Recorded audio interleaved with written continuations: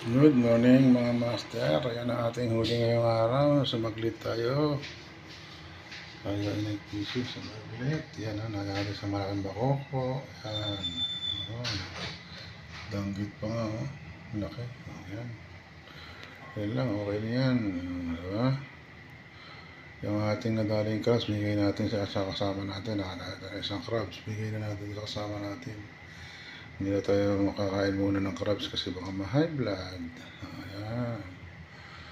Okay, sumaglit. Saturday. Ano ba? May kulang na naman. Pero hindi natin malilinis ito ngayon kasi tayo tutulog na. Kung tayo mamaya ay makapasok. Kasi baka tayo ay mapuyat. Yan. Salamat sa biyaya ng dagat. Peace on. Salamat po. Thank you, Lord. Yeah.